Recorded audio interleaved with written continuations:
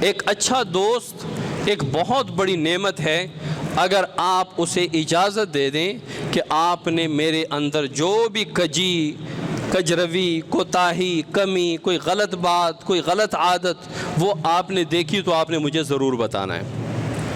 زمانہ طالب علمی میں میں نے اپنے ایک دوست سے کہا تھا کہ بھائی میں نے آپ کو آپ کی بری عادات جو بھی ہو وہ بتانی، آپ نے مجھے بتانی ہے۔ تو الحمدللہ اس سے اتنا فائدہ ہوا، وہ کچھ بھی ہو سکتا ہے، وہ عادت یا تو گناہ بھی ہو سکتا ہے یا کوئی ایسی عادت بھی ہو سکتی ہے جس سے آپ کی شخصیت پہ اثر پڑتا ہے۔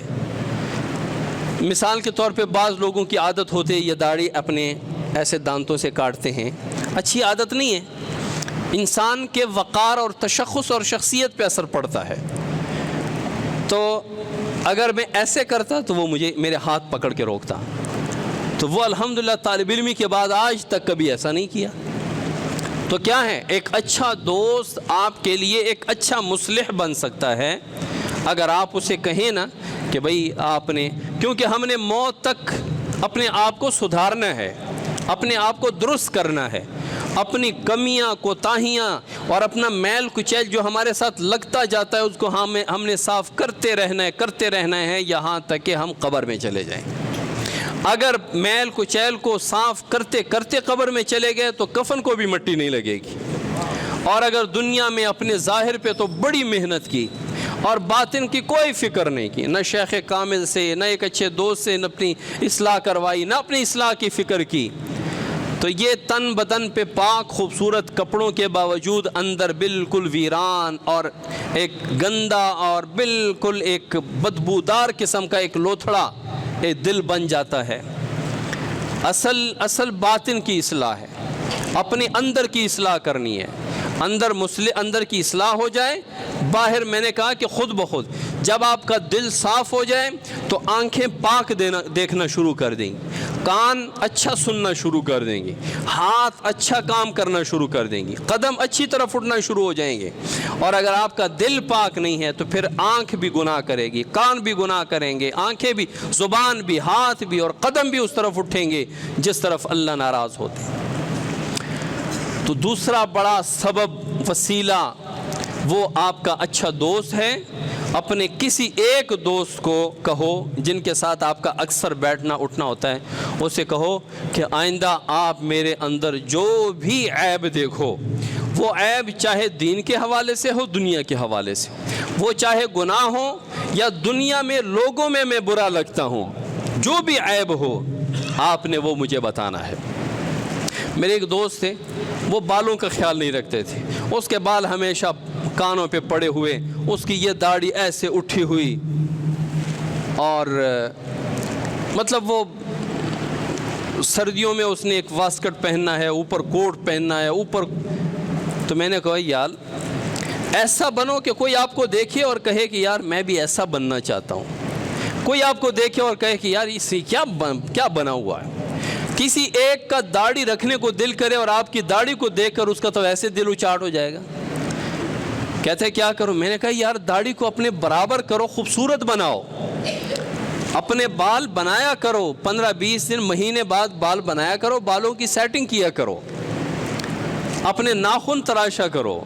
یہ جو آپ 3-3 4-4 کوٹ وغیرہ پہن کے گھوم رہے ہیں اور اپنے ملنگ بنے ہوئے ہیں، جہاں سے بھی گزرو تو لوگ آپ پر ہنستے ہیں، آپ خوبصورت بن کے پھرو۔ آپ صلی اللہ علیہ وسلم نے اس پر کبھی کمپرومائز نہیں فرمایا۔ آپ صلی اللہ علیہ وسلم بڑے ویل ڈریسڈ رہتے تھے، یہاں تک لکھا ہے سیرت کی کتابوں میں جب حضور صلی اللہ علیہ وسلم کو کوئی ملنے آتے اور شیشہ نہ ہوتا تو آپ صلی اللہ علیہ وسلم پانی کے برتن میں اپنا چہرہ مبارک، اپنی داڑھی سنوار کے نکلتے تھے۔ یہ حضور صلی اللہ علیہ وسلم نے امت کو دیا ہے۔ یہ بنگ ملنگ رہنا اور بال بکھرے ہوئے یہ شریعت پسند نہیں کرتی۔ ان اللہ جمیل یحب الجمال، اللہ خوبصورت ہے، خوبصورتی کو پسند فرماتے ہیں۔ اپنے ظاہر کو بھی خوبصورت بناؤ، اپنے باطن کو تو خوبصورت بنانا فرض ہے۔ قد افلح من تزکا، وہ تو کامیاب ہو گیا جس نے اپنے باطن کو پاک کر دیا، لیکن اس کے ساتھ ساتھ اپنے ظاہر کو پاک رکھا کرو۔ پاک صاف ستھرے. یہ جمعے کا غسل کیوں مسنون ہو گیا؟ صحابہ تشریف لاتے تھے مسجد نبوی میں جمعے کے دن. جمعے میں رش ہو جاتا تھا، وہ رش کی وجہ سے حبس ہوتا تھا، حبس کی وجہ سے پسینہ ہوتا تھا، تو پسینے کی بو ہر طرف پھیل جاتی تھی. آپ صلی اللہ علیہ وسلم نے فرمایا کہ جمعے کے دن غسل کر کے آیا کرو. اسلام جو ہے وہ نظافت کو پسند کرتا ہے، پاکیزگی کو پسند کرتا ہے، طہارت کو پسند کرتا ہے. اسی لیے تو تمام فقہ کی تمام کتابیں اٹھا لو، ہر کتاب الطہارت سے شروع ہے. یعنی اس میں وضو، غسل، نماز، روزہ، زکوٰۃ، حج، شفع، بیوع، نکاح، یہ تمام چیزیں جو ہیں یہ فقہ کہلاتی ہیں. لیکن فقہ کی کوئی بھی کتاب لے لو، چاہے وہ 1 جلد میں ہے یا 30 جلدوں میں ہے، اس کی ابتدا کتاب الطہارت سے ہے، پاکی سے، کہ پاکی کیسے حاصل کرنی ہے. تو چاہے دنیاوی لحاظ سے ہو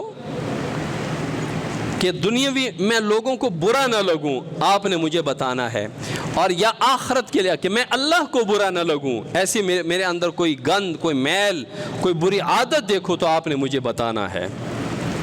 ایسا کوئی ایک دوست ہونا چاہیے. ایسے دوست تو بہت ہوتے ہیں جو کہتے ہیں کہ چلو سیر کے لیے چلتے ہیں، چلو کاغان ناران چلتے ہیں، چلو آج معاذ اللہ فلم دیکھتے ہیں، چلیں آج جاتے ہیں بازار میں.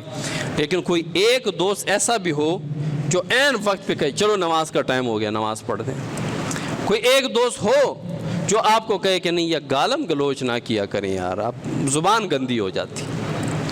میں نے ایک دوست پہ بڑی محنت کی، اس کی گالی میں نے چھوڑ دیا. اس کی گالی نہیں چھوٹی تو میں نے اس کو چھوڑ دیا کہ بھائی، میں نے کہا میں آپ سے نفرت نہیں کرتا، اللہ نہ کرے، میں آپ سے محبت کرتا ہوں، لیکن مجھے ڈر ہے کہ آپ کے ساتھ رہتے رہتے کہیں میری زبان پہ یہ گالی نہ آ جائے. تو میں نے کہا لہٰذا میں آپ سے ذرا کنارہ کشی کرتا ہوں. تو ایک دوست ایسا رکھیں جو آپ کی اصلاح کرتا رہے. اس کی بھی آپ کیا کریں، آپ اس کی کیا کریں، وہ آپ کی کیا کرے گا. کیونکہ ہم نے تو موت تک اپنی اصلاح کروانی ہے، کرواتے رہنا ہے.